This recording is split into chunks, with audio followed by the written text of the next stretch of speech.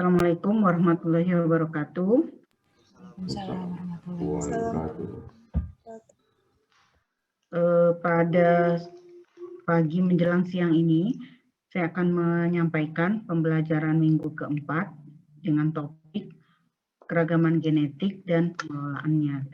Jadi ini jatah saya yang terakhir untuk mengajar di kelas pemilihan tanaman.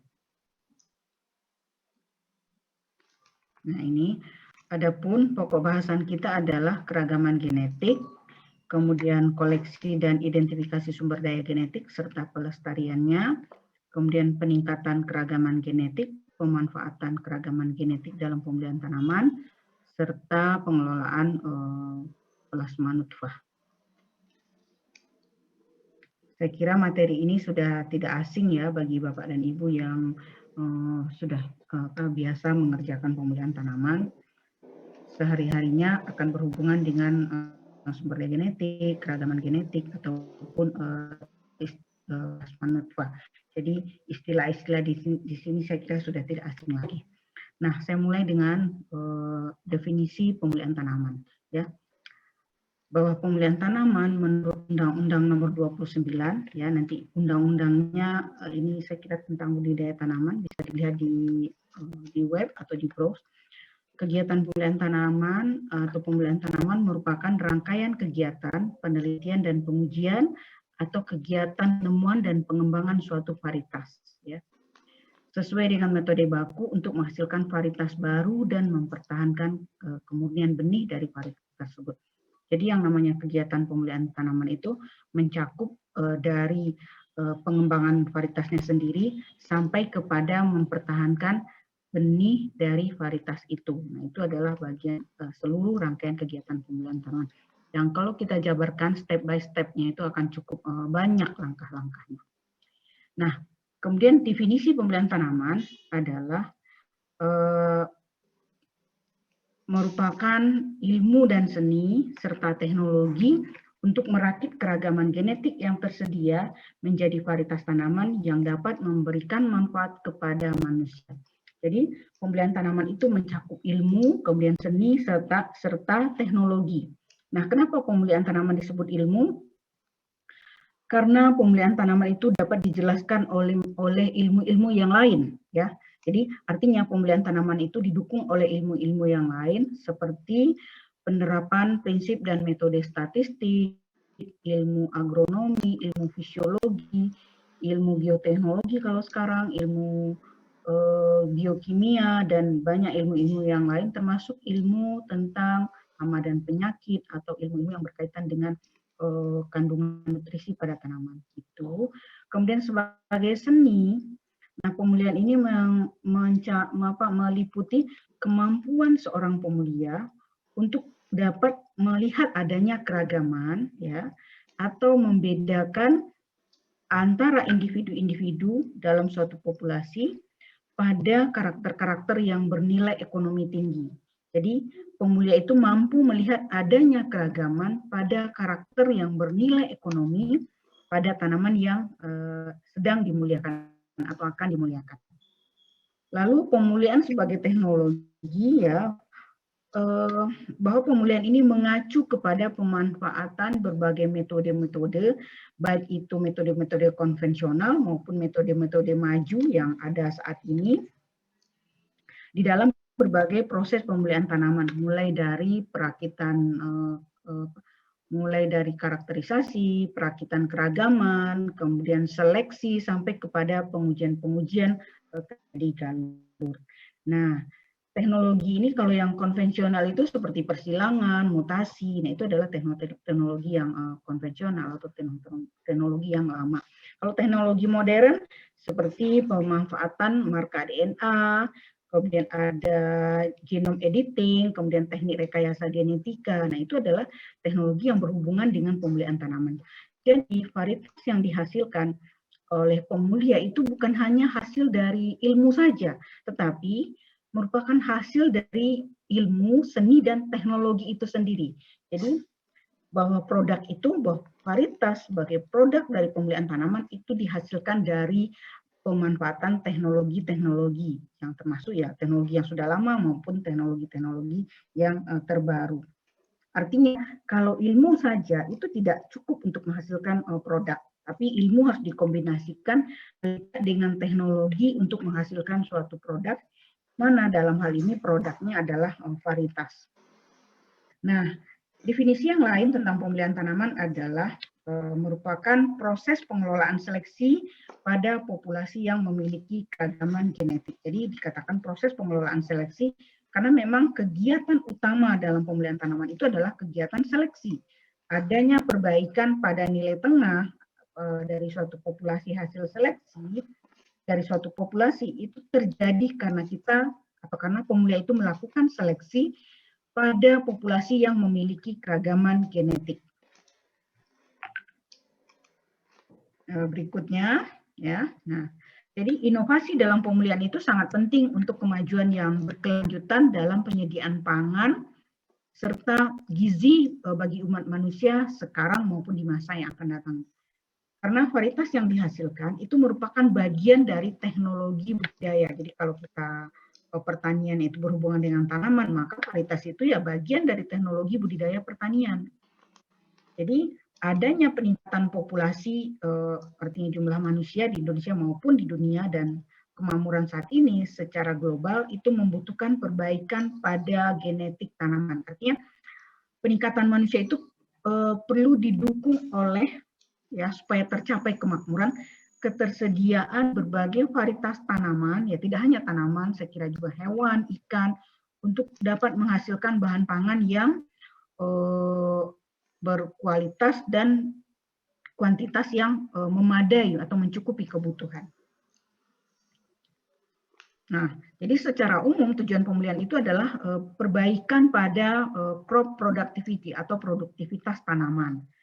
Kemudian perbaikan pada tanaman yang berhubungan dengan processing dan marketing, misalnya kemudahan untuk dihular gitu, kemudahan untuk difermentasi, kemudahan untuk dimasak, kemudian bahan tanaman itu tidak hanya sebagai penghasil biji, tapi juga bisa sebagai penghasil biofuel misalnya, atau kemudahan dalam proses panen, kemudian dalam penyimpanan, serta fast life yang panjang. Nah, itu adalah tujuan dari pemilihan tanaman.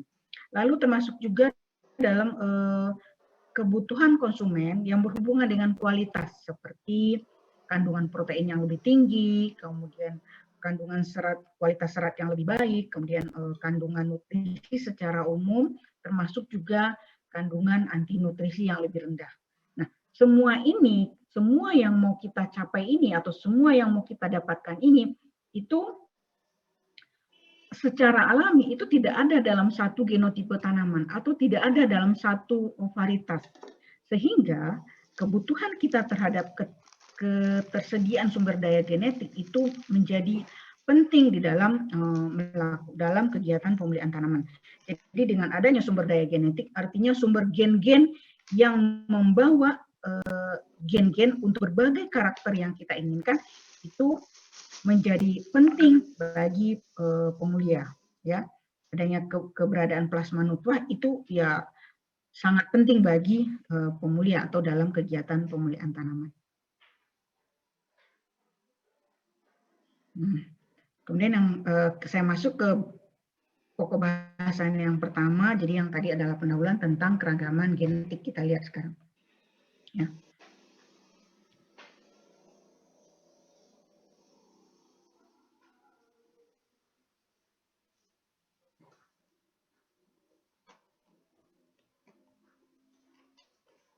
Keragaman genetik, ya. Jadi apa itu keragaman? Keragaman adalah perbedaan keragaan atau penampakan di antara individu-individu dalam suatu populasi. Jadi adanya perbedaan keragaan. Keragaan ini apa sih keragaan gitu?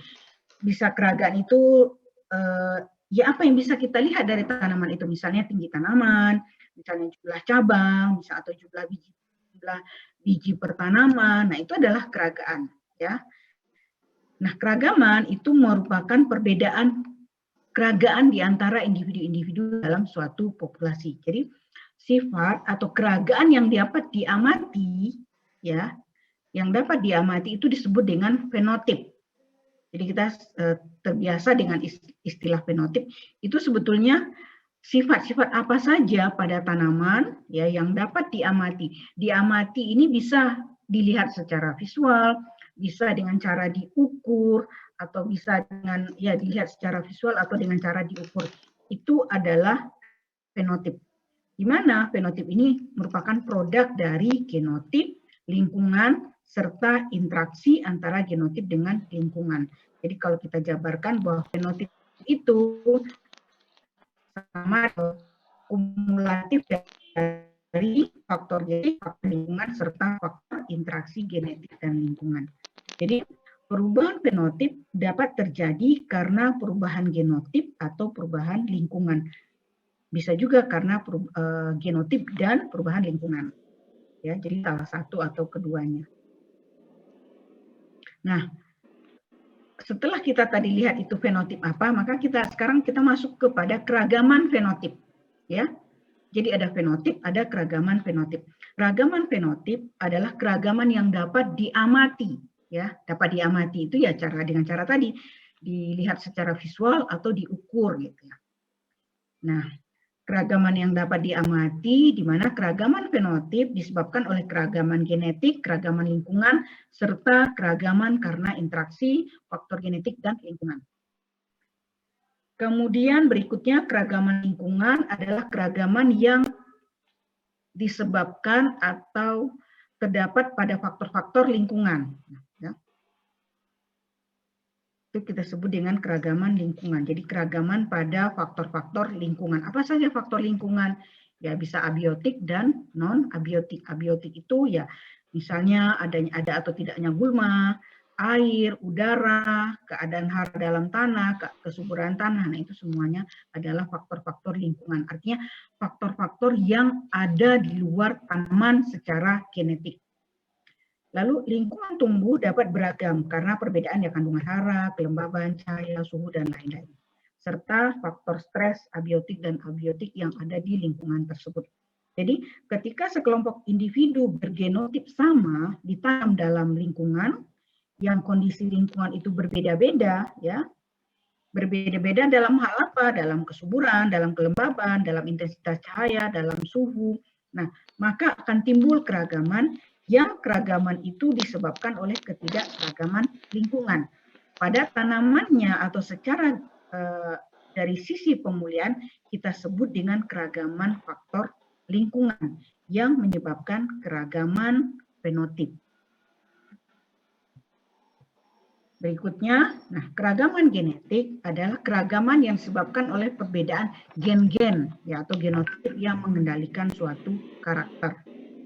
Nah, gen-gen diekspresikan pada suatu lingkungan sehingga ekspresi suatu gen itu sangat dipengaruhi oleh faktor lingkungan, terutama gen-gen yang mengendalikan karakter kuantitatif ya.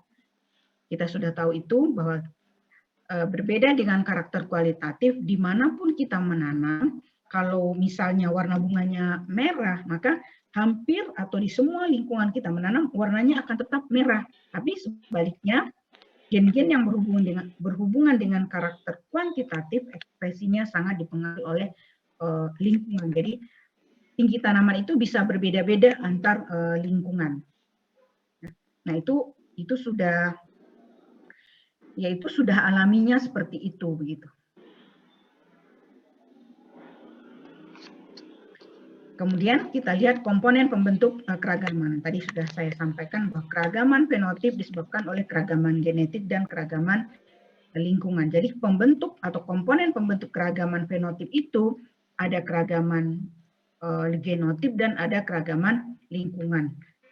Nah, dari sini kita mengenal ada 4 keragaman fenotip, keragaman genotip, keragaman lingkungan, serta satu lagi keragaman karena interaksi genotip dengan lingkungan seperti ini.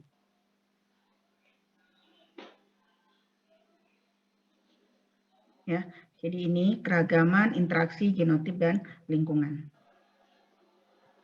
Kemudian, nah ini contoh ya, ini contoh plasma atau materi genetik atau sumber daya genetik ini adalah cabai. Ya, kalau kita lihat segala macam rupa-rupa cabai ini mungkin dari berbagai spesies, ya terlihat berbeda warnanya, bentuknya, ukurannya seperti itu.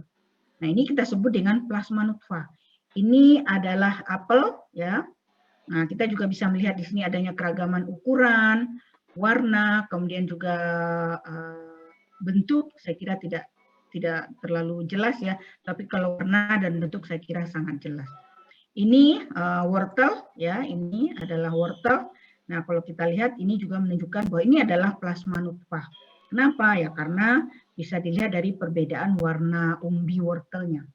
Sebaliknya yang ini, ya, ini mungkin hanya satu varietas, ya, mungkin varietas tertentu saja. Kenapa ya? Kalau dilihat warnanya hampir sama, bentuk umbinya juga hampir sama, gitu, sehingga ini menunjukkan varietas, sedangkan ini dan ini adalah plasma nutfah. Nah, ini jagung, ya, ini jagung, kelihatan warna tongkolnya, biji dalam tongkol, panjang tongkol, ukuran tongkol, saya kira sangat beragam. Jadi ini menunjukkan bahwa ini adalah plasma nutfah. Demikian juga dengan sorghum, ya, dilihat ini ukurannya sangat bervariasi, bentuknya bervariasi, bentuk malainya, kemudian warna bijinya juga bervariasi. Nah, ini merupakan plasma nutfah sorghum. Kemudian kalau ini, nah yang saya lingkari ini kira-kira plasma nutfah atau varietas tertentu? Varietas, Bu. Kenapa varietas? Kenapa dikatakan, kenapa diduga varietas? Karena sudah seragam. Fenotipnya seragam. Ya, betul. Karena secara general atau secara visual kita bisa melihat ini sudah sangat-sangat seragam. Sehingga kita duga ini adalah satu varietas tertentu saja. Mungkin ini adalah varietas hibrida. Jadi hibrida dari sorghum. Selanjutnya, nah kita lihat pada bentuk keragaman. Jadi sama ya, kita mengenal sifat kualitatif dan sifat kuantitatif. Keragaman pun demikian, kita mengenal keragaman kualitatif ya dan keragaman kuantitatif. Keragaman kualitatif itu adalah keragaman pada maksud saya keragaman kualitatif merupakan keragaman pada karakter kualitatif. Nah, keragaman karakter kualitatif dikendalikan oleh gen-gen mayor, ya kita sebut dengan gen-gen mayor. Apa itu gen mayor? Gen-gen yang pengaruhnya terhadap fenotip itu sangat besar. Jadi kalau pengaruh gennya besar, maka pengaruh lingkungannya akan kecil.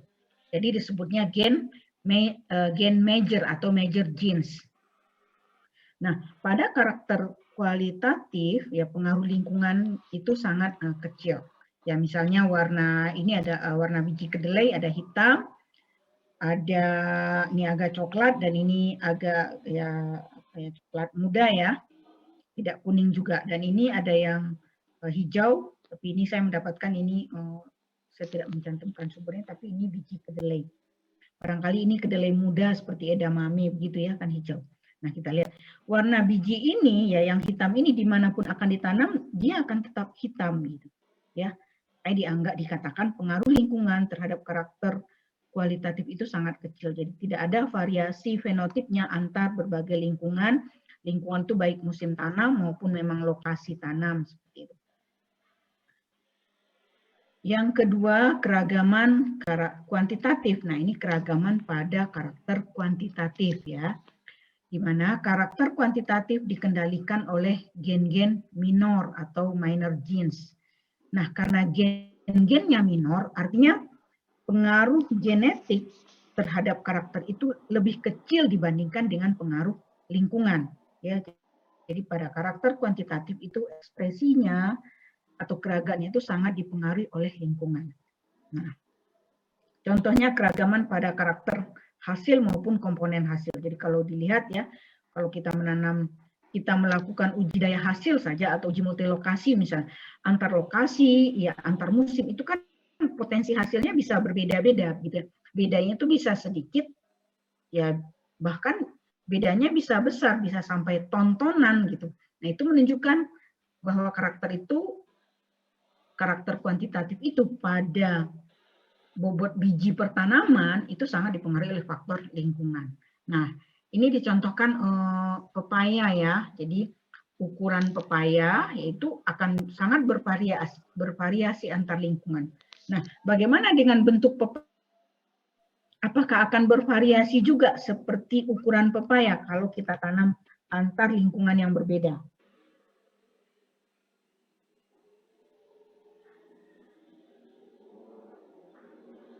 Sepertinya tidak, Bu.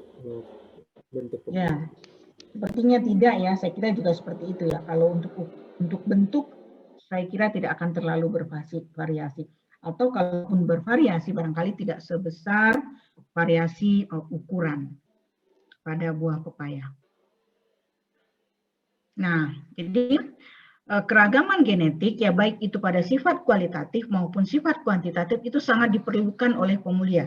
Kenapa? Dengan adanya keragaman ya yang disebabkan oleh genetik itu memberikan peluang kepada pemulia untuk mengubah sifat-sifat tanaman atau fenotip tanaman secara permanen. Artinya sifat-sifat itu dapat diwariskan kepada generasi berikutnya. Jadi kalau kita sudah membentuk keunggulan pada suatu varietas, pasti keunggulan itu dipengaruhi oleh faktor genetik. Makanya varietas itu ditanam dari lokasi ke lokasi, dia akan tetap menunjukkan keunggulannya. Nah itu karena ya dikendalikan oleh faktor genetik yang sudah permanen gitu ya, merubah fenotip secara permanen. Lalu keragaman genetik dapat diidentifikasi mulai dari tingkat molekuler ya menggunakan DNA markers, kemudian pada tingkat biokimia jadi kandungan-kandungan biokimia seperti kandungan gula, kandungan protein, tanin, antosianin, antinutrisi atau asam amino tertentu gitu. Bisa diukur, bisa dilihat. Lalu bisa juga dilihat pada tingkat morfologi, misalnya tinggi tanaman, jumlah cabang, atau pada tingkat anatomi, misalnya seperti ukuran kloroplas, banyaknya kloroplas dalam jaringan tanaman, atau bisa diukur bahkan pada tingkat agronomi, ya seperti jumlah cabang, jumlah biji, jumlah benih per polong, jumlah polong per tanaman. Nah, ini semuanya adalah bagaimana kita bisa mengidentifikasi keragaman itu pada berbagai level gitu. Jadi misalnya mana yang akan kita pilih ya idealnya itu ya semuanya kalau zaman sekarang ya, zaman penelitian zaman sekarang, jadi keragaman itu harusnya diidentifikasi dari mulai dari molekuler sampai kepada agronomi, karakter hasil dan komponen hasil. Kenapa? Karena teknologinya sudah tersedia dan biaya dari teknologi itu juga sudah tidak mahal. Gitu. Jadi misalnya kalau kita analisis dengan menggunakan DNA markers misalnya atau SSR untuk analisis keragaman itu sudah tidak semahal dulu. Barangkali satu kali reaksi itu untuk satu genotip mungkin dengan biaya 125.000 itu sudah bisa dikerjakan seperti itu. Ya, jadi kalau mau bikin publikasi, misalnya melakukan karakterisasi, kalau mau publikasinya dimuat di jurnal internasional, maka lakukanlah ya lengkap gitu, lengkap dari molekuler sampai ke karakter agronomi, morfologi dan maupun anatomi seperti itu.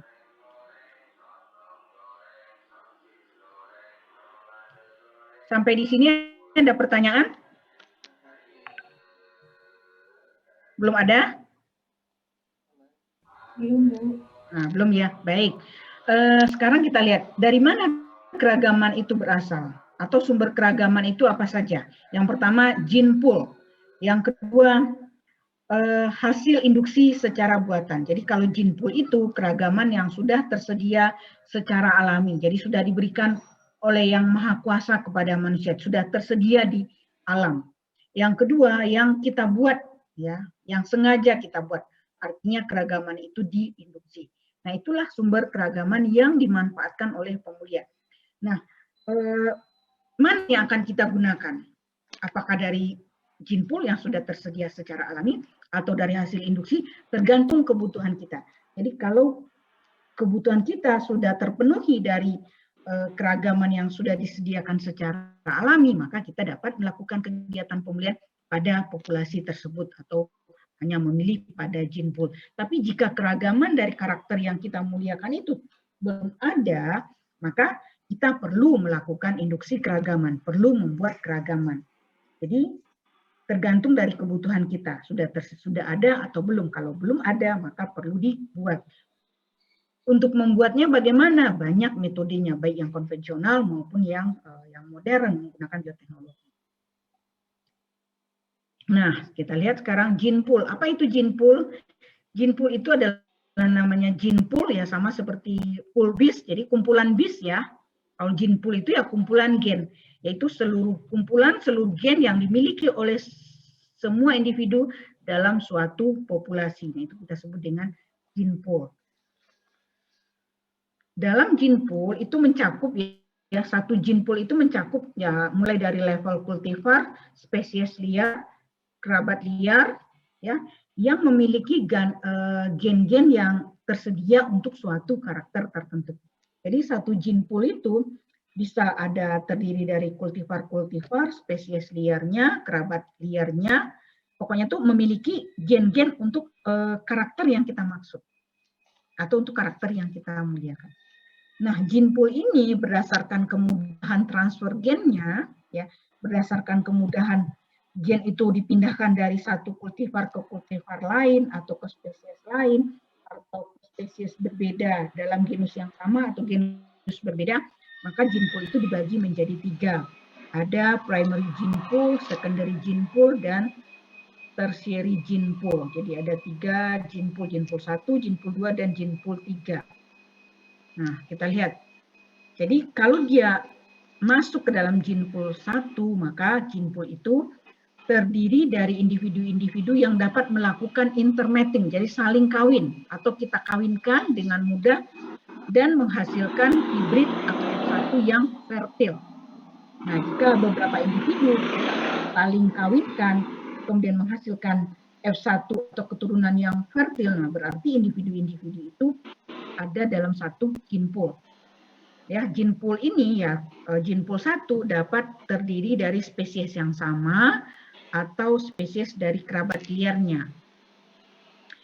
Nah, pemulia itu banyak bekerja dari sumber keragaman yang berasal dari gene pool 1. Kenapa? Yaitu tadi karena kemudahannya bersaling kawin dan hibrid yang dihasilkan itu fertil.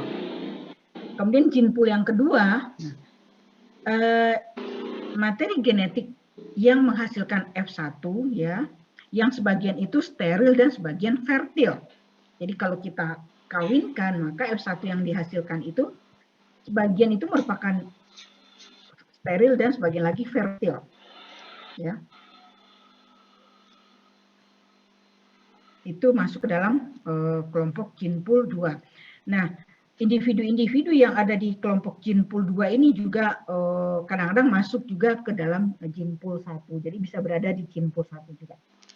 Lalu gene pool 3. Nah, materi genetik ya jika kita silang-silangkan menghasilkan hibrid yang steril ketika disilangkan dengan individu dari gene pool yang kedua atau yang ketiga.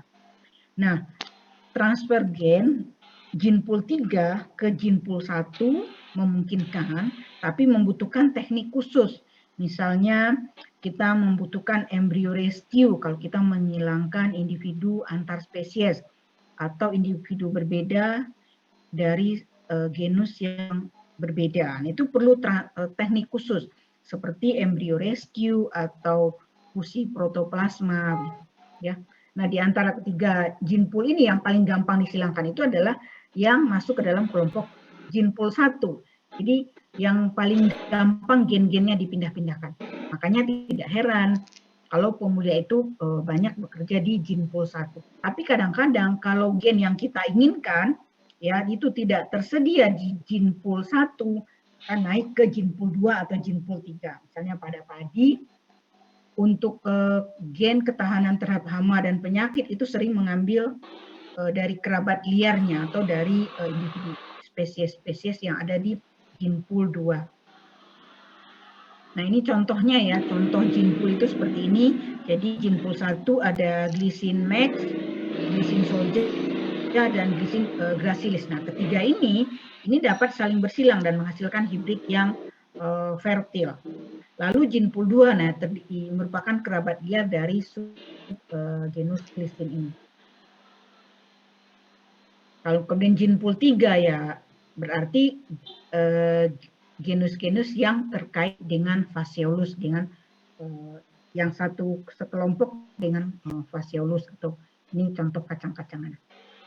Lalu contohnya pada tomat ya, nah ini ada Lycopersicon esculentum. Nah ini merupakan tomat budidaya ya, dan itu satu Gene-pool dengan yang Chesmanii, Hirsutum, Peneli maupun Pimpinifolium dan Fasciclorum. Ini satu Gene-pool, sehingga walaupun berbeda spesies tapi bisa disilangkan atau bisa dipindahkan gennya dengan mudah tanpa bantuan khusus. Nah, Lycopersicon yang termasuk Gene-pool 2 itu ya Lycopersicon persicoides, sitiens, chinensis, dan peruvianum. Jadi kalau kita silangkan dengan Gene-pool 1, spesies dari Gene-pool 1, perlu teknik embryo rescue. Kemudian kalau disilangkan dengan Gene-pool 3, perlu teknik protoplas atau fusi protoplas. Jadi yang satu Gene-pool itu menunjukkan bahwa mereka itu kenapa masuk Gene-pool 1 ya? Kenapa? Karena mereka mudah disilangkan dan hibrid yang dihasilkan fertil seperti itu. Sampai di sini ada pertanyaan? Izin bertanya Ibu Desta. Ya, silakan.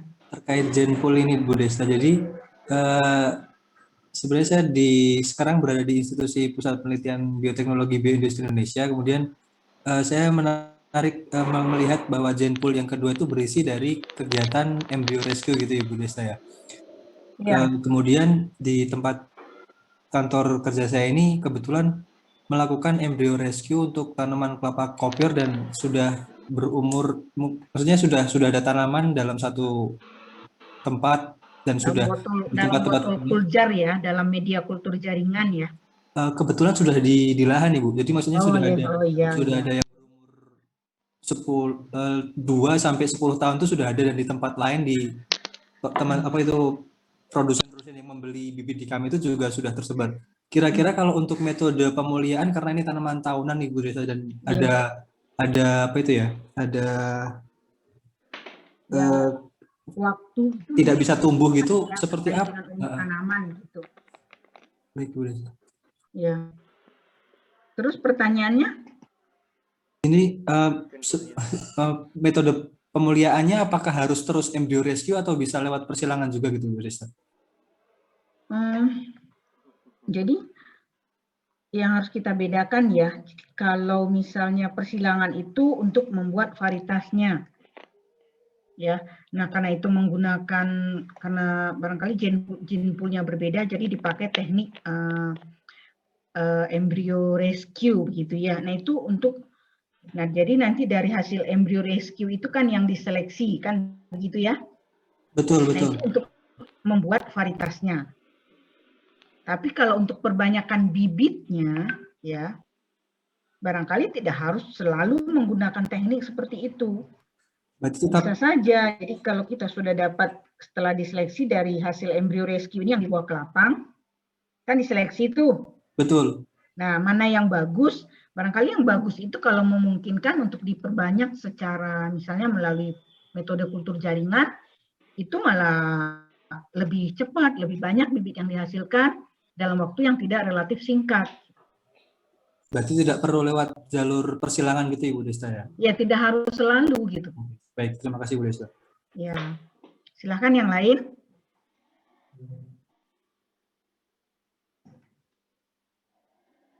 Yang lain? Oke, kita lanjut ya. Berikutnya, koleksi dan identifikasi sumber daya genetik serta pelestarian sumber daya genetik. Nah, jadi langkah pertama dalam kegiatan pemulihan itu adalah mengoleksi sumber daya genetik. Ya, mengoleksi itu merupakan usaha untuk memperkaya sumber daya genetik. Jadi usaha kita untuk mendapatkan materi genetik yang memiliki keragaman. Jadi usaha ya itulah yang harus kita lakukan terlebih dahulu, karena tanpa sumber daya genetik atau tanpa koleksi sumber daya genetik kita tidak bisa melakukan kegiatan pemulihan tanaman, ya. Artinya sumber daya genetik yang seperti apa ya? Sumber daya genetik yang memiliki keragaman. Dan biasanya kalau kita melakukan koleksi ya dari alam atau dari suatu tempat untuk tanaman yang berbiak secara generatif melalui pembiakan seksual, biasanya keragamannya juga sudah cukup tinggi. Ya. Jadi kita bisa menjadikan hasil koleksi itu sebagai materi genetik. Tapi kadang-kadang tidak demikian dengan tanaman yang berbiak secara vegetatif, ya. Jadi hasil koleksi itu kadang-kadang tidak memiliki keragaman. Nah, bagaimana kita bisa melakukan koleksi? Pertama melalui eksplorasi dan yang kedua melalui introduksi. Eksplorasi, ini merupakan kegiatan lapang dengan melakukan perjalanan ke suatu wilayah, ke suatu lokasi, ke hutan-hutan, lalu mengumpulkan sumber daya genetik. Nah, ini saya kira banyak dilakukan oleh teman-teman dari LIPI ya. Misalnya mengumpulkan anggrek-anggrek spesies, jadi anggrek-anggrek liar. Kemudian kalau untuk tanaman lain seperti padi, nah itu sudah eksplorasi itu sudah dilakukan jauh-jauh sebelum waktu sekarang gitu ya. Kenapa ya? Karena padi itu kan kebutuhan pokok, sehingga itu menjadi prioritas dalam pengembangan varietasnya ya, pengembangan benihnya gitu. Kemudian selain eksplorasi, introduksi. Nah, ini mendatangkan sumber daya genetik dari suatu wilayah atau negara lain yang memiliki keragaman genetik yang tinggi ya ke negara kita, artinya kita datangkan dari negara lain lalu kita bawa ke negara kita. Di mana sumber daya genetik itu sebelumnya belum pernah ada di satu tempat atau misalnya di Indonesia gitu ya. Nggak rumek ya. Jadi introduksi itu mendatangkan sumber daya genetik dari suatu wilayah. Wilayah mana? Bisa center of origin atau center of diversity. Nanti kita lihat di slide berikutnya. Setelah kita melakukan koleksi, kita mengumpulkan sumber daya genetik, maka yang perlu kita lakukan berikutnya adalah mengidentifikasi sumber daya genetik itu untuk mendapatkan informasi tentang keragamannya dan keunggulan masing-masing sumber daya genetik itu. Jadi setelah kita punya materi genetik, maka selanjutnya kita karakterisasi, kita identifikasi keunggulannya maupun kelemahan-kelemahannya. Nah, identifikasi itu seperti tadi saya jelaskan, mulai dari level molekuler sampai ke level karakter agronomi begitu ya, termasuk juga ketahanannya terhadap hama, penyakit maupun cekaman abiotik seperti kekeringan, genangan dan lain-lain. Nah, itu adalah pekerjaan mengidentifikasi sumber daya genetik ya.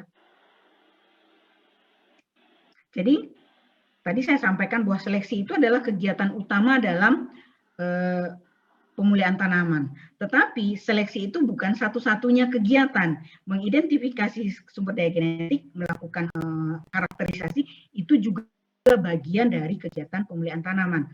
Termasuk tadi ya, memelihara benih hasil dari pemulihan itu. Setelah kita mengidentifikasi, kita lakukan utilisasi atau pemanfaatan, yaitu materi genetik tadi diseleksi atau dipilih untuk mendapatkan calon-calon tetua atau diseleksi untuk mendapatkan galur unggul, populasi unggul, kemudian galur unggul dan populasi unggul itu dapat dilepas menjadi varietas. Ya, jadi ada ketiga kegiatan dalam berkaitan dengan sumber daya genetik. Pertama, melakukan koleksi. Kedua, mengidentifikasi. Yang ketiga, mengutilisasi. Ada satu lagi yaitu mengkonservasi atau mengelola sumber daya genetik. Nah, ini introduksi ya. Jadi introduksi itu mendatangkan materi genetik dari wilayah yang memiliki keragaman genetik yang tinggi. Apa itu wilayahnya? Kita kenal dengan center of origin, yaitu wilayah yang dianggap sebagai tempat asal, tempat awal pertama kali spesies itu terbentuk atau berkembang. Atau center of diversity. Jadi wilayah yang menjadi pusat keragaman yang tinggi dari suatu spesies karena di wilayah itu spesies tersebut dibudidayakan sudah sejak sangat lama dan sangat intensif. Ini beda ya, center of origin dengan center of diversity. Jadi kalau origin itu berarti pusat asal, sedangkan kalau diversity berarti pusat keragaman. Itu bedanya. Nah, kadang-kadang center of origin itu bisa sama dengan center of diversity. Tapi center of diversity tidak selalu menjadi center of origin. Misalnya padi di Indonesia, kita kenal center of origin-nya itu kan adalah Asia Selatan ya, seperti India, Cina, gitu. Kemudian Indonesia itu menjadi center of diversity dari padi. Jadi walaupun kita bukan pusat asal padi, tapi sebagai center of diversity. Nah, ini beberapa wilayah yang menjadi pusat keragaman ya, saya kira nanti bisa dibaca. Kemudian terkait dengan pelestarian sumber daya genetik atau konservasi sumber daya genetik, nah ini dilakukan melalui konservasi SDG secara ex situ dan in situ. Jadi sumber daya genetik itu tadi ya selain kita gunakan itu juga perlu kita pelihara, perlu kita konservasi. Supaya apa? Supaya keberadaannya itu sebagai sumber-sumber gen itu tetap terpelihara. Barangkali banyak gen yang mungkin saat ini belum kita butuhkan, ya, atau banyak sifat-sifat yang saat ini barangkali belum kita butuhkan. Tetapi berapa tahun ke depan, puluhan tahun ke depan, sifat itu mungkin menjadi kebutuhan. Misalnya sekarang adaptasi terhadap pemanasan global seperti adaptasi terhadap suhu tinggi, barangkali di Indonesia belum menjadi prioritas gitu. Kenapa? Karena memang pada dasarnya kita kan daerah tropis yang suhunya itu sudah cukup tinggi dibandingkan dengan daerah subtropis. Tetapi dengan pemanasan global ada kecenderungan suhu itu semakin tinggi. Nah, sehingga suatu saat ada gen-gen yang mengendalikan adaptasi terhadap suhu tinggi itu kita butuhkan. Makanya bagaimanapun juga sumber daya genetik itu perlu dipelihara atau dikonservasi secara in situ dan ex situ. Nah, secara in situ artinya konservasi sumber daya genetik itu dilakukan di habitat aslinya di mana populasi itu berada. Misalnya adanya hutan lindung atau adanya petani-petani yang terus menanam varietas lokal, itu sebetulnya kepentingan kita sebagai pemula itu adalah membiarkan petani itu menanam sambil melindungi sumber daya genetik itu. Jadi Indonesia ini dengan keragaman agroekologi yang sangat luas, barangkali kita tidak perlu meminta seluruh petani di Indonesia ini mengganti varietas yang mereka tanam dengan varietas modern. Jadi tetap saja ada petani yang kita biarkan menanam varietas-varietas lokal yang biasa mereka tanam. Itu artinya apa? Kita memberi kesempatan sumber daya genetik itu dikonservasi secara in situ. Jadi di lokasi tempat varietas itu sudah ada selama bertahun-tahun. Termasuk hutan lindung itu juga konservasi in situ. Kemudian yang kedua konservasi ex situ. Nah ini konservasi di luar habitat alaminya. Bentuknya macam-macam. Ada DNA storage, ada pollen storage, seed gene bank, atau botanical garden, misalnya seperti Kebun Raya Bogor, ya itu adalah konservasi ex situ dari berbagai sumber daya genetik yang dulu didatangkan oleh Belanda dari berbagai negara. Misalnya sawit itu bukan tanaman asli Indonesia, tapi berkembang sangat pesat di Indonesia. Itu kenapa? Karena sebelum dikembangkan, itu seperti diaklimatisasikan dulu di Kebun Raya Bogor. Termasuk karet juga seperti itu. Jadi menarik ya. Nah ini contoh hutan lindung ya di Bengkulu ini melakukan konservasi secara in situ untuk tanaman apa nih kira-kira nama tanamannya? Tanaman apa nih? Bunga bangkai bukan? Rafflesia arnoldi itu ya. Ya, Rafflesia arnoldi atau sejenis itu ya. Nah, ini namanya konservasi in situ. Lalu ini Balitkabi melakukan koleksi talas-talasan ya. Ini segala macam talas ada di sini. Nah, ini namanya konservasi ex situ. Ya, saya kira tidak semua talas yang ditanam di Balitkabi itu berasal dari Malang dan sekitarnya, barangkali juga dari Jawa Barat, dari Pulau Sumatera atau wilayah-wilayah lain di Indonesia. Sehingga ini kita sebut dengan koleksi ex situ. Jadi di luar wilayah tanaman itu biasa tumbuh.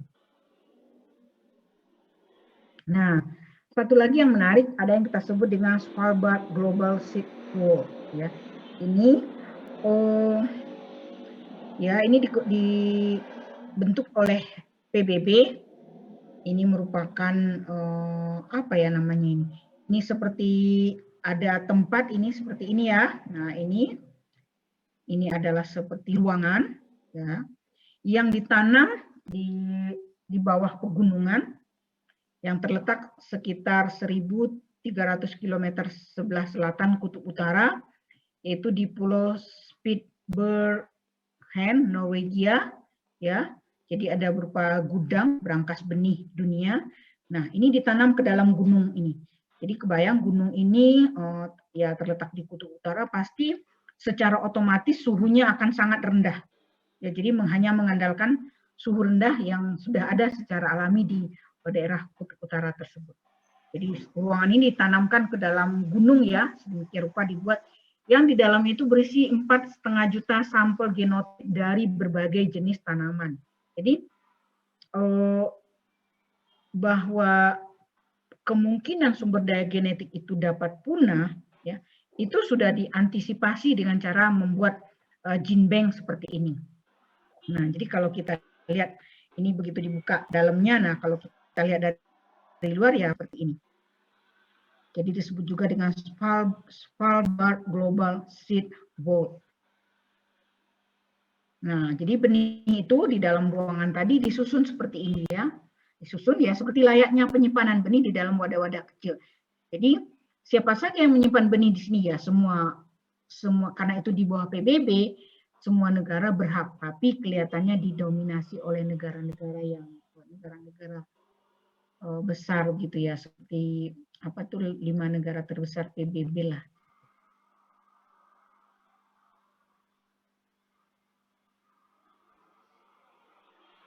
Nanti detailnya tentang ini bisa dicari di internet ya. Bisa dilihat di YouTube juga ada. Ini in vitro storage ya untuk DNA. Ini saya kira untuk DNA. Jadi DNA itu disimpan ya menggunakan ya jaringan tanaman gitu ya. Nanti kalau kita butuh DNA-nya bisa diekstrak. Karena di DNA itulah informasi genetik itu bisa diperoleh. Next ya, peningkatan keragaman genetik. Nah, jadi bagaimana kita memanfaatkan keragaman itu? Kalau sudah tersedia secara alami bisa kita manfaatkan. Tapi kalau tidak ada ya pertama kita buat dulu keragamannya. Atau kadang-kadang kita menginginkan beberapa karakter itu dalam satu genotip. Di mana secara alami atau kenyataannya tidak semua keunggulan itu tersedia dalam satu genotip. Kita perlu menggabung-gabungkan keunggulan itu ke dalam satu genotip. Nah, itulah salah satu dimulai dengan peningkatan keragaman genetik. Jadi peningkatan keragaman dari kombinasi karakter-karakter yang kita inginkan. Ya. Bagaimana meningkatkan keragaman genetik? Ya, secara konvensional dan secara bioteknologi. Ya, konvensional itu hibridisasi, mutasi, dan poliploidisasi. Secara bioteknologi ya menggunakan teknik kultur jaringan, embryo rescue, fusi protoplas, kemudian rekayasa genetika, atau sekarang ada genome editing, ya. Hanya yang banyak digunakan misalnya kultur jaringan, itu banyak digunakan untuk tanaman-tanaman yang karena tidak berbunga atau tanaman kehutanan kalau di Indonesia gitu ya. Embryo rescue nih, kalau kita menyilangkan antar spesies, fusi protoplas juga antar spesies, rekayasa genetika. Nah, kalau kita ingin membuat keragaman atau sumber gennya itu berasal dari makhluk hidup yang jarak genetiknya atau kekerabatannya sangat jauh dengan tanaman budidaya yang kita muliakan. Kemudian hibridisasi, nah ini umum digunakan pada tanaman semusim dan berbunga. Mutasi, nah ini juga kadang-kadang digunakan pada tanaman semusim walaupun berbunga. Tapi kita kadang menganggap keragaman untuk karakter yang kita muliakan itu rendah, maka kita induksi menggunakan mutasi. Jadi dengan mutasi itu kita seolah-olah membuat gen baru gitu, atau membuat gen yang tadinya tidak terekspresi, maka dengan perlakuan mutasi akan berekspresi yang bentuk menunjukkan karakter yang kita muliakan.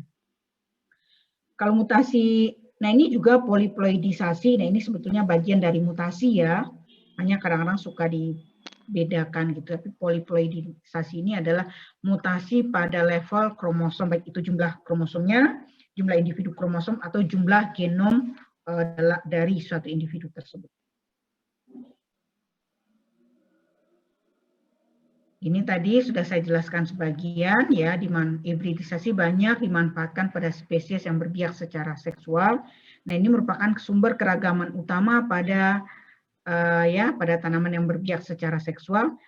Lalu hibridisasi ini didahului dengan meiosis dan fertilisasi sehingga menghasilkan keturunan yang tidak sama dengan tipe tetua. Kenapa? Karena dalam prosesnya itu, saat proses pembentukan gamet, terjadi pindah silang, segregasi kromosom maupun fertilisasi acak. Itu yang menyebabkan tanaman yang berbiak secara seksual, ya, kemudian kita lakukan hibridisasi secara buatan, itu keragamannya tinggi. Ya, kenapa ya? Karena ada pindah silang, ada segregasi kromosom, dan ada fertilisasi secara acak pada saat pembuahan.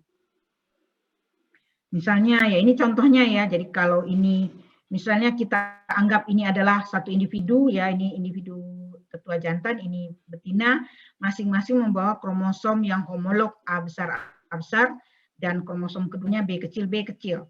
Lalu yang jantannya membawa kromosom homolog A kecil dan B besar. Maka pada saat meiosis akan terjadi segregasi kromosom yang bentuklah individu yang seperti ini. Nah, kemudian di samping segregasi kromosom, masing-masing kromosom ini kromatid non-sisternya dari satu kromosom homolog itu akan mengalami pindah silang sehingga terjadilah walaupun kromosomnya sama tapi strukturnya berbeda ya. Kenapa? Karena ada pindah silang. Mutasi saya kira juga ini sudah dipelajari ya, di bab genetika. Poliploidi juga saya kira sudah. Mutagen ini sudah. Nah,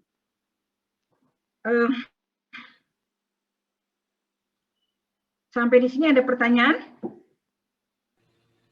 Izin bertanya Bu Desta. Ya, silahkan. Begini Bu, kalau pemuliaan mutasi itu kan bersifat acak ya Bu ya? Ya, betul. Berarti nanti apakah dia mempengaruhi kandungan nutrisi yang ada di misalkan biji tersebut dimutasi, kemudian berpengaruh tidak terhadap nutrisi yang ada di biji tersebut. Nah, misalkan biji tersebut itu nanti usernya penggunanya adalah untuk produk-produk makanan bayi. Dari segi apa Bu ya, keamanan untuk konsumsi untuk bayi-bayi seperti itu berpengaruh atau tidak ya Bu? Terima kasih. Nah kan kita bicara mutasi dalam konteks pemulihan ya. Mutasi itu terjadi secara acak, betul.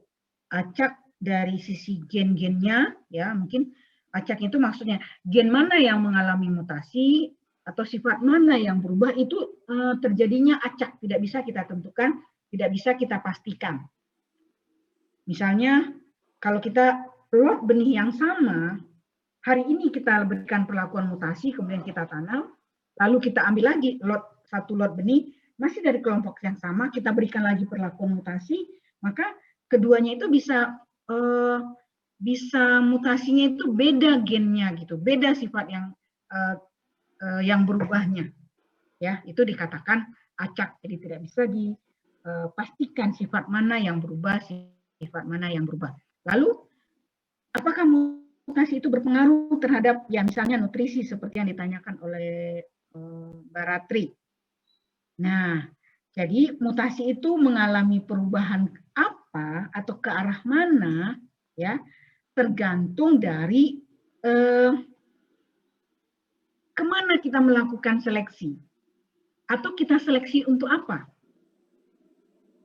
Ya. Seperti itu sebetulnya mutasi itu. Jadi mutasi itu bisa terjadi pada beberapa gen saja, bisa terjadi pada beberapa sifat saja sekaligus, tetapi mutasi yang kita ketahui dengan persis itu adalah mutasi yang kita amati. Misalnya, kita amati kandungan nutrisinya, ya. Nah, berarti mutasinya ya ke arah situ. Kalau nanti pada populasi yang sama, dengan dosis mutagen yang sama, tapi kita seleksi untuk penyakit ya bisa juga. Berarti perubahannya ke arah penyakit. Lalu kalau kita seleksi untuk ke arah hasil ya perubahannya nanti ke arah hasil. Jadi apakah berubah atau tidak ya itu tergantung kita melihatnya dari karakter mana. Ya. Karena pada dasarnya mutasi itu bisa dilakukan untuk berbagai karakter.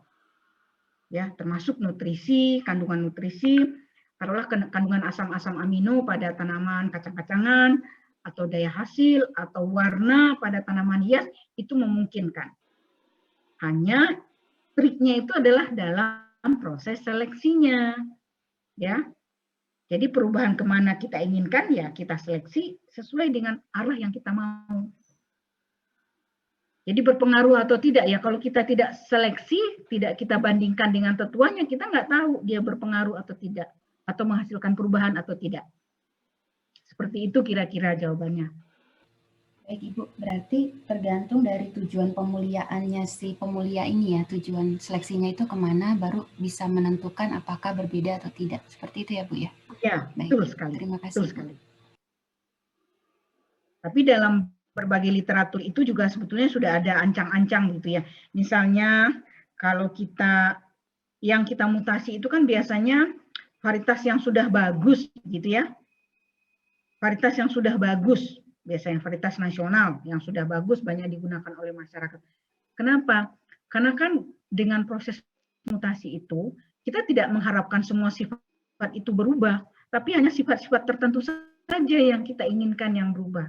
Kita berharap misalnya kalau kita berikan perlakuan mutasi pada kedelai, katakanlah begitu ya, pada kedelai, apa yang kita inginkan? Kita ingin meningkatkan kandungan proteinnya. Jadi perubahan yang kita harapkan itu hanyalah perubahan pada kandungan proteinnya saja. Tapi kan kita tidak berharap arsitektur tanamannya berubah. Yang tadinya ideal seperti tanaman kedelai, tiba-tiba setelah mutasi tanamannya jadi kuntet gitu, malah jadi kok seperti tanaman hias gitu. Nah, itu tidak kita inginkan. Kenapa ya? Karena itu keluar dari arsitektur layaknya tanaman pangan atau keragaan layaknya tanaman pangan. Apalagi kedelai gitu. Kan bukan kedelai itu misalnya kalau daunnya tiba-tiba jadi kecil-kecil, tebal gitu kan, ya sebetulnya kalau dilihat lucu begitu ya. Tapi kan kalau untuk tanaman pangan kan nggak sesuai, ya. Nah, jadi tetap kita melihat, oh kalau kita itu sudah punya bayangan kalau kedelai itu bentuknya seperti ini. Jadi layaknya lah kedelai-kedelai ya varietas nasional. Nah, yang berubah itu hanya kandungan proteinnya saja. Jadi kita seleksi kandungan proteinnya, tapi tetap kita lihat arsitektur tanamannya. Tetap kita lihat keragaan tanamannya itu secara umum. Jadi jangan sampai memilih tanaman yang kandungan proteinnya tinggi, tapi tanamannya itu jadi kecil-kecil gitu, atau tanamannya jadi kayak tanaman hias gitu. Ya, jadi bukan seperti itu juga yang diinginkan. Ya, gitu ya Mbak Ratri. Ya baik. Jadi secara agronomik dia penampilannya baik, tapi memiliki protein yang tinggi seperti itu ya Bu ya? Ya, betul sekali. Itu yang saya maksud. Jadi secara agronomi itu tetap ya layaknya lah tanaman kedelai begitu.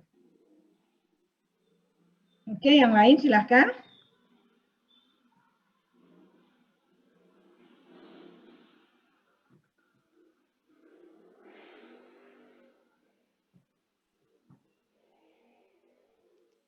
Ada lagi?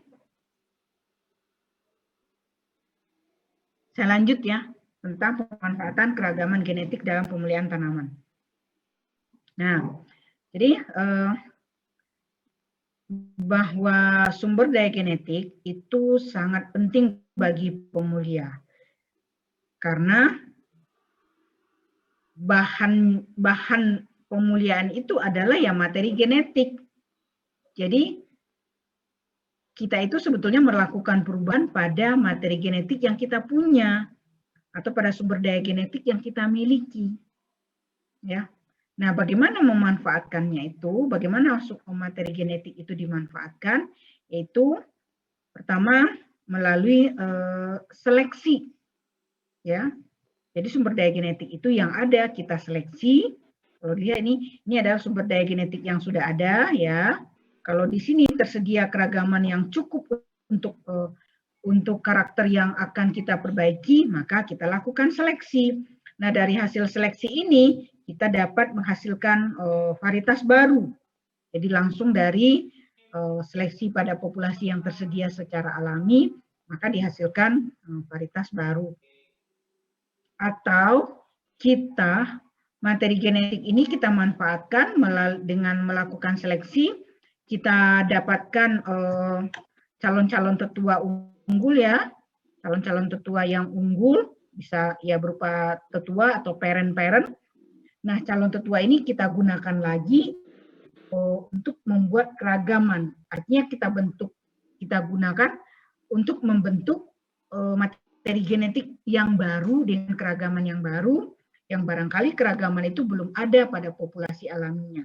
Nah, setelah tersedia populasi dengan keragaman hasil induksi tadi, lalu kita seleksi kembali dan nanti serangkaian proses kita hasilkan lagi varietas baru. Jadi bagaimana sumber daya genetik itu dimanfaatkan ya untuk menghasilkan varietas baru, yaitu varietas-varietas yang memiliki keunggulan-keunggulan yang sebelumnya tidak ada atau keunggulan-keunggulan yang digabungkan dalam satu varietas melalui apa? Melalui seleksi, gitu ya.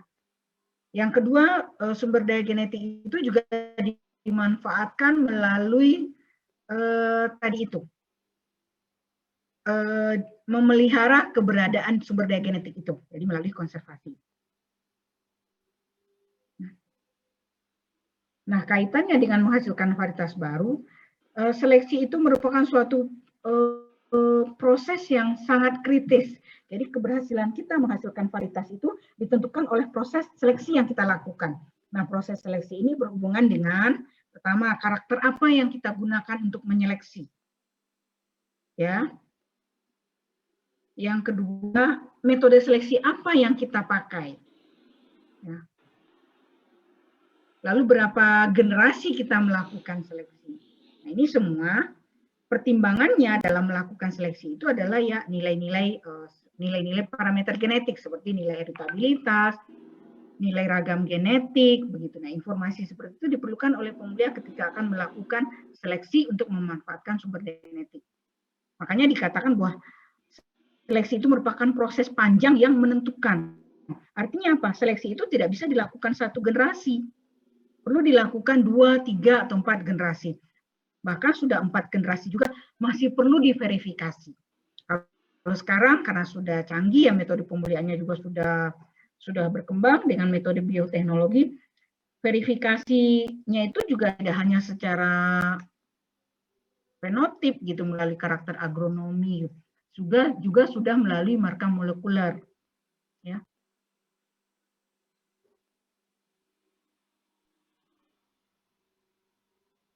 Jadi saya ulangi, sumber daya genetik itu dimanfaatkan oleh pemulia sebagai materi genetik yang akan dijadikan bahan dalam kegiatan pemulihan tanaman. Baik itu melalui seleksi, ya, atau untuk membuat keragaman kemudian diseleksi. Nah, ini saya kira bagian yang terakhir ya, pengelolaan plasma nutfah. Jadi karena kita merasa sumber daya genetik itu sangat penting, maka perlu dikelola gitu, perlu ya tidak hanya digunakan saja gitu, tapi juga dikelola, dikonservasi gitu, sehingga sumber daya genetik itu tersedia sepanjang masa. Bahkan sumber daya genetik itu sekarang menjadi sesuatu yang berharga gitu. Artinya menjadi rebutan, tidak hanya di dalam negeri, tapi juga antar negara itu perebutan sumber daya genetik. Makanya banyak sekali ada beberapa yaitu perjanjian-perjanjian yang terkait dengan sumber daya genetik. Ya, karena sumber daya genetik sangat berharga. Misalnya yang ada protokol Nagoya, ya, atau perjanjian internasional yang berkaitan dengan sumber daya genetik.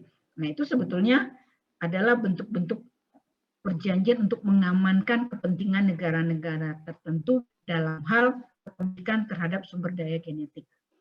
Terutama sumber daya genetik yang nilai komersilnya sangat tinggi. Misalnya kalau di negara subtropis itu seperti jeruk, apel, anggur, itu genetiknya bukan sesuatu yang bisa kita minta begitu saja, begitu ya. Kayak kita orang Indonesia kan gampang sekali kalau orang minta, kita malah mudah sekali memberi. Padahal itu sebetulnya seharusnya tidak seperti itu zaman sekarang. Jadi ada perjanjian-perjanjian yang dibuat, misalnya adanya MTA kalau kita minta sumber daya genetik. Seperti kemarin saya meminta sumber daya genetik gandum ke BB Biogen. Nah, di situ saya diminta membuat MTA gitu. Jadi perjanjian yang terkait dengan penggunaan sumber daya genetik itu. Misalnya, saya tidak boleh mengkomersilkan sumber yang saya minta. Lalu, kalau saya kembangkan untuk menghasilkan varietas, nah itu rasanya ada lagi perjanjian yang terkait dengan itu. Ya. Nah, itu yaitu sebetulnya tidak masalah. Kenapa? Karena itu untuk mengamankan kepentingan kita sendiri, jadi kepentingan bangsa Indonesia sendiri. Jadi, nah kita kembali lagi bahwa pengelolaan plasma nutfah itu mencakup pelestarian dan pemanfaatannya. Jadi pelestariannya untuk menjaga keberadaan plasma nutfah itu serta pemanfaatannya. Nah, kalau yang berkaitan dengan pemanfaatan itu biasanya digunakan oleh pemulia atau para hobiis ya, jadi individu-individu yang tertarik melakukan kegiatan pemuliaan sebagai ya kegiatan sampingan, misalnya pemulia tanaman hias, atau pemanfaatan oleh lembaga swasta, lembaga pemulihan yang ada di swasta, begitu ya. Mereka juga memanfaatkan sumber daya genetik. Gitu. Bahkan lembaga pemulihan swasta itu sebetulnya punya jaringan global gitu, jaringan internasional gitu, misalnya seperti East West begitu. Itu kan terkait juga dengan perusahaan pemulihan yang ada di Belanda. Jadi mereka pun terkoneksi dalam hal pemanfaatan sumber daya genetik yang kadang-kadang tidak bisa diakses oleh publik gitu, oleh publik. Gitu. Jadi tertutup penggunaannya di kalangan mereka saja. Nah, jadi sumber daya genetik ini pengelolaannya dilakukan oleh lembaga-lembaga baik di tingkat internasional maupun di tingkat nasional untuk negara kita. Kalau di tingkat internasional itu ada International Board of Plant Genetic Resources atau International Research Center untuk masing-masing komoditi. Ya. Nah, kalau lembaga nasional ada LIPI ya. Kemudian ada Komisi Nasional Plasma Nutfah. Nah, ini terletak di Cimanggu, yang Komisi Nasional ini. Kalau LIPI saya kira semua tahu ya, LIPI. Nah, ini LIPI, ini pengelola sumber daya genetik. Kemudian ada Komisi Nasional Plasma Nutfah. Jadi kalau LIPI ini banyak bergerak untuk tanaman-tanaman yang kelihatannya bukan fokusnya itu tidak pada tanaman pangan gitu. Jadi misalnya seperti tanaman kehutanan, tanaman hias, atau tanaman-tanaman yang berpotensi menjadi obat atau menjadi ya, herbal untuk bahan obat. Sedangkan kalau Komisi Nasional Plasma Nutfah ini saya perhatikan karena letaknya di pusatnya di BB Biogen gitu, banyak mengelola tanaman yang merupakan tanaman pangan. Ya. Nah, jadi lembaga inilah yang mengelola sumber daya genetik ya di tingkat internasional maupun di negara kita. Ya. Nah, ini contohnya lembaga international research ya. Jadi kalau tadi itu ada di IRI. Nah, selama ini ya padi untuk sumber daya genetik padi itu bisa diakses oleh lembaga-lembaga seperti BB Padi atau BB Biogen, jadi mereka bisa akses sumber daya genetik ke sana gitu. Atau bahkan sumber daya genetik yang itu ada juga yang dikoleksi di Indonesia, seperti di BB Biogen atau BB Padi. Lalu yang misalnya SIMIT ini sangat terkenal ya, koleksi sumber daya genetik untuk jagung dan gandum. Lalu CIP untuk kentang, ubi jalar, ikrisat, nah ini juga untuk sorghum, millet, chickpea dan kacang tanah. Ada lagi IITA, nah ini untuk padi, kentang, ubi jalar dan ketela pod. Jadi karena pada dasarnya bisa diakses oleh siapapun gitu ya, terutama oleh lembaga-lembaga penelitian yang ada di berbagai negara. Hanya tetap saja untuk bisa mendapatkan itu harus ada linknya gitu. Misalnya kalau untuk SIMIT itu biasanya balit sereal itu link dengan SIMIT, sehingga kalau kita butuh plasma nutfah jagung atau gandum, kita mungkin tidak perlu langsung ke SIMIT, tapi bisa melalui balit Maros, balit serealia yang ada di Maros. Atau kalau untuk ubi jalar bisa melalui balit Kabi yang ada di Malang dan seterusnya. Kalau untuk padi mungkin kita bisa minta melalui BB Biogen atau BB Padi yang ada di Sukamana. Ya. Tapi ada juga sumber daya genetik itu yang ya barangkali tidak bisa kita akses gitu. Jadi di-keep oleh negara tersebut, oleh negara yang punya sumber daya genetik tersebut atau yang merasa punya gitu. Nah ini, jadi khusus untuk pengelolaan plasma nutfah di Indonesia, itu dilakukan di bawah koordinasi Komisi Nasional Sumber Daya Genetik ya. Nah selain itu pengelolaan plasma nutfah di Indonesia ini juga dilakukan oleh berbagai sektor ya, berbagai lembaga pemerintahan. Jadi misalnya lembaga kehutanan mereka punya mengelola sendiri sumber daya genetiknya. Lembaga-lembaga penelitian pertanian seperti penelitian padi, penelitian tanaman sayur-sayuran, tanaman hias, jadi balit Kabi, balit Hi, balit Sa, atau balit apalagi, nah mereka mengelola sendiri sumber daya genetiknya gitu. Jadi Komisi Nasional Sumber Daya Genetik ini ya sebagai sifatnya itu koordinatif gitu. Dan mereka atau komisi ini juga menyusun berbagai kebijakan dan pengarahan terkait dengan konservasi dan penggunaan sumber daya genetik. Ya. Dimana kegiatan yang dikoordinasikan itu meliputi pelestarian ya di tingkat-tingkat kelembagaan, kemudian penelitian, pengembangan dan pendidikan serta pertukaran plasma nutfah baik antar lembaga maupun antar lembaga yang sifatnya internasional. Jadi pengelolaan plasma nutfah itu bersifat koordinatif oleh Komisi Nasional Sumber Daya Genetik. Sedangkan penggunaannya itu ya sesuai dengan lembaga-lembaga pemerintah mengikuti tupoksi masing-masing lembaga tersebut. Hanya ada lembaga penelitian padi, Balai Besar Penelitian Padi, Balai Penelitian Kacang-kacangan, Balai Penelitian Sayur-sayuran, tanaman hias, atau serat, tanaman serat, pemanis dan serat, seperti itu.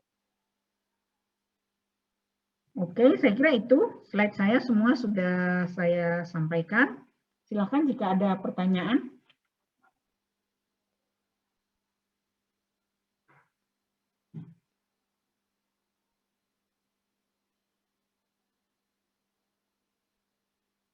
Ada pertanyaan? Bu, izin bertanya, Bu. Ya, silakan. Terkait tadi kan dalam pemanfaatan keragaman genetik kan tahapan seleksi yang menjadi kuncinya gitu ya, Bu. Nah, untuk menentukan metode seleksi apa yang paling efektif dalam proses pemulihan yang akan kita lakukan tuh harus memperhatikan apa saja ya, Bu? Untuk menentukan metode seleksi. Nah, ini untuk menentukan metode seleksi, ini kita harus mempertimbangkan pertama, jadi Maksud saya bagaimana metode seleksi itu dipilih, karena kan banyak sekali metode seleksi ya.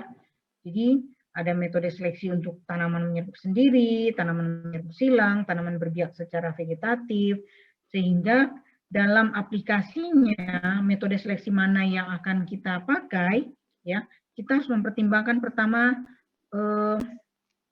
sistem reproduksi tanaman itu, ya sistem reproduksi. Tadi sudah sistem reproduksinya apa saja, jadi berbiak vegetatif, berbiak generatif secara menyerbuk sendiri dan secara menyerbuk silang. Nah itu sudah tersedia metodenya untuk masing-masing sistem reproduksi tersebut.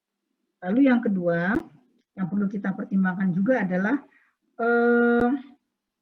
bagaimana kendali genetik terhadap karakter yang akan kita muliakan.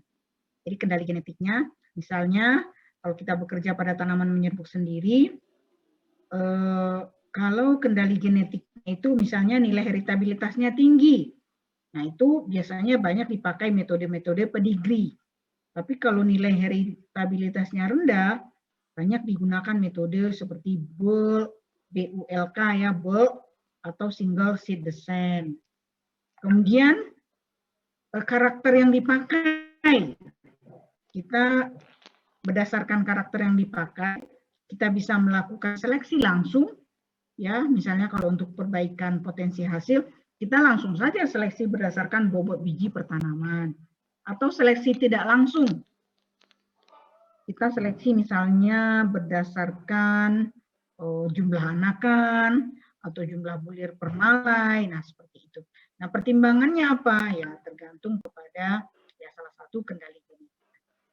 Makanya pemahaman tentang reproduksi tanaman, tentang pewarisan sifat itu menjadi satu kesatuan bagi pemulia tanaman. Untuk apa? Untuk bisa memutuskan sebetulnya proses breeding yang seperti apa yang akan kita gunakan dalam menghasilkan varietas dari tanaman yang sedang kita kembangkan. Ya walaupun banyak ya para hobis itu menggunakan varietas tanpa mereka memahami tentang pewarisan sifat misalnya. Itu boleh-boleh saja gitu. Tapi akan lebih baik kalau didukung oleh pemahaman tentang kendali genetik dari sifat tersebut. Itu pertimbangannya, Mas. Nah, nanti sebetulnya nggak usah khawatir. Kalau metode reproduksi tanaman kan sudah dibahas. Nah, nanti yang berkaitan dengan metode pemulihan itu akan dibahas pada bab sebelumnya. Jadi, saya kira ini penjelasan awal saja, pembukaan lah dari saya gitu. Jadi, kita harus mempertimbangkan juga metode kendali genetik. Makanya dalam pemulihan tanaman gitu ya, pre-breeding study itu diperlukan. Jadi, studi-studi sebelum kita melakukan pemulihan tanaman. Artinya apa? Pre-breeding study itu adalah studi-studi untuk mempelajari misalnya kendali genetik ya. Kendali genetik itu meliputi bagaimana tingkat keragaman, apakah keragamannya besar atau kecil. Kalau keragamannya besar, nah apakah dikendalikan oleh gen aditif, oleh gen dominan, kemudian heritabilitasnya apakah tinggi atau rendah gitu. Kalau tinggi bagaimana kita pemulihannya, kalau rendah harus seperti apa. Nah, itu informasi itu diperoleh melalui pre-breeding study. Jadi studi-studi tentang pewarisan sifat. Ya. Saya kira itu, Mas. Baik, Bu. Terima kasih, Bu. Ya, silakan yang lain. Waktunya masih ada nih, masih kurang lebih 15 menit lagi.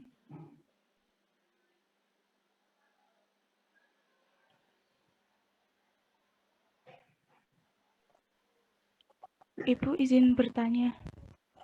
Ya, silakan. Terkait ini pertukaran plasma nutfah, apakah ada batasan tertentu ya kita dengan lembaga mitra, misal kita ingin plasma nutfah yang seperti karakter A, B, C. Nah, itu apakah lembaga yang kita minta pertukaran plasma nutfah tadi bisa mengeluarkan sesuai dengan apa yang karakter yang kita inginkan, atau ada kategori tertentu dari lembaga tersebut? Maksudnya batasan yang boleh dikeluarkan atau yang seperti itu. Ya, oke. Jadi kalau pertukaran plasma nutfah itu, kalau kita di dalam negara kita, gitu ya, kalau kita di negara kita, artinya dengan instansi di negara kita, sepanjang digunakan di negara Indonesia, maka pertukaran itu ya bisa sifatnya itu personal gitu, jadi langsung antar peneliti atau antar lembaga, bisa seperti itu. Atau kalau kita minta kepada lembaga-lembaga yang memang punya koleksi sumber daya genetik, biasanya mereka memberikan semacam surat semacam surat perjanjian lah gitu, yang disebut dengan MTA atau Material Transfer Agreement, jadi surat perjanjian gitu. Nah, seperti itu. Jadi sepanjang kita gunakan untuk penelitian, untuk pengembangan varietas, untuk di negara kita, so far tidak ada kesulitan saya kira gitu ya. Mungkin nanti Pak Bayu bisa menambahkan khususnya untuk padi atau siapa lagi tadi yang di LIPI barangkali bisa menambahkan jawaban. Nah, kemudian ketika kita mengajukan permohonan plasma nutfah kepada lembaga yang ada di negara kita, misalnya dengan spek tertentu, itu bisa saja. Bisa kalau mereka memang sudah punya informasinya begitu. Jadi sudah punya informasi atau sudah melakukan karakterisasi untuk materi yang mereka punya. Namun kebanyakan materi genetik yang disimpan misalnya di BB Biogen atau di lembaga lain itu belum sempat dikarakterisasi semuanya. Jadi yang sudah dikarakterisasi itu biasanya ya hanya yang digunakan oleh pemulia itu saja. Yang lainnya kalau belum digunakan ya mungkin belum dikarakterisasi. Seperti pengalaman saya minta sorghum, benih sorghum, plasma sorghum ke BB Biogen, kelihatannya belum dikarakterisasi begitu. Jadi misalkan saya minta yang agak-agak pulut begitu. Nggak ada informasinya, nggak ada datanya. Justru mereka berharap kalau kita melakukan karakterisasi, data kita itu di-share ke mereka, jadi masuk ke dalam database mereka. Jadi mereka punya keunggulan-keunggulan tertentu. Jadi seperti itu. Jadi belum tentu ada, belum tentu selalu ada. Jadi kalau misalnya kita minta sesuatu dengan spek materi genetik, dengan spek kalau sorghum misalnya, saya minta ada nggak ya varietas lokal yang pulut tahan penyakit, ada nggak? Belum tentu ada gitu. Belum tentu adanya itu ya bisa memang tidak ada, bisa memang materi genetiknya belum pernah dikarakterisasi. Jadi artinya kita lah yang harus memulai karakterisasi sehingga kita dapat informasi itu. Seperti itu kira-kira. Kecuali kalau kita gunakan varietas-varietas nasional yang memang sudah ada deskripsinya, ya sudah ada deskripsi resminya. Nah, barangkali itu bisa dipakai. Jadi tapi hanya sebatas itu saja. Kalau untuk plasma nutfah secara keseluruhan, saya kira belum ada begitu ya kalau kita minta materi genetik dengan karakter tertentu gitu. Saya kira seperti itu. Mungkin Pak Bayu dari Balai Padi bisa menambahkan? Iya Bu, sedikit diskusi. Benar Bu, tadi kalau misalnya kita minta materi genetik, misalnya padi, minta ke IRI, biasanya tiap tahun itu IRI mengeluarkan daftar-daftar materi genetik mana yang bisa untuk diminta atau untuk diambil oleh kita ataupun negara lain begitu. Dari situ kita harus ada MTA dan lain sebagainya. Terus itu hubungan institusi sama institusi. Tapi kalau misalnya hubungan sama peneliti, sebenarnya juga bisa. Contohnya kemarin saya minta ke Jepang, ke Profesor Toriyama itu, dia juga menyanggupi, karena saya baca artikelnya di jurnal itu tertarik dan saya minta benihnya.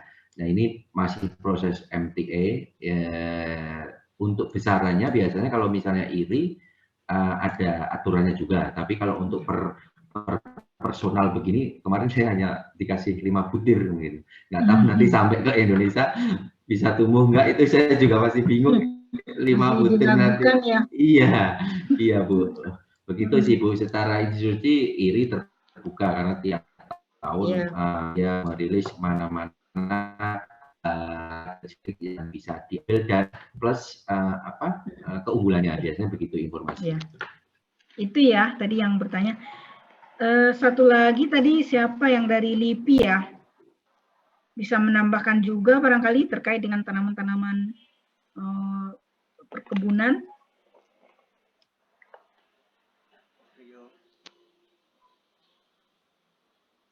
Atau yang lain bisa menambahkan yang punya pengalaman gitu, yang biasa apa, memang sudah melakukan pemulihan tanaman.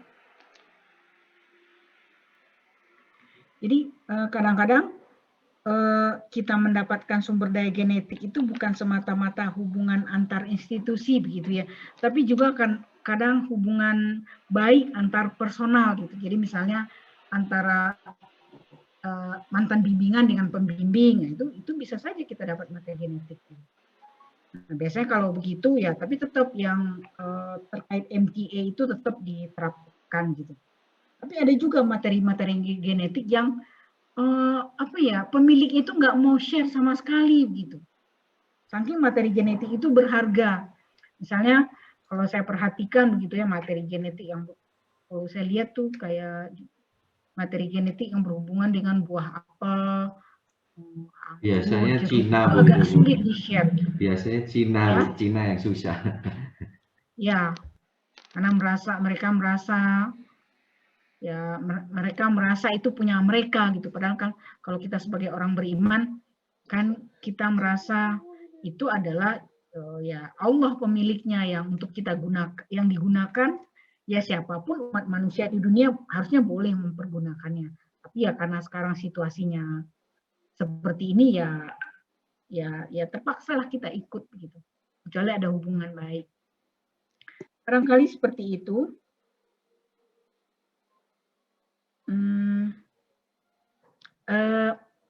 Saya kira pertanyaan cukup ya, kuliah kita cukupkan ya. Halo, mana yang lain nih? Ya, Bu. Baik, Ibu. Ya, dengan demikian saya sampaikan terima kasih atas perhatian Bapak Ibu semua. Mudah-mudahan apa yang tadi saya sampaikan menambah pengetahuan, menambah semangat untuk menjadi pemulia atau mendalami ilmu-ilmu yang berhubungan dengan genetika dan pemulihan tanaman. Dan saya mohon maaf jika ada hal-hal yang kurang berkenan, dan semoga kita sehat selalu ya. Dan berharap COVID juga berlalu sehingga kita bisa kembali ke kampus kuliah. Ya layaknya lah kuliah di kampus. Ya ini kan kuliah di kampus, kuliah UT, kuliah di kampus berasa UT gitu, atau kuliah UT berasa di kampus ya.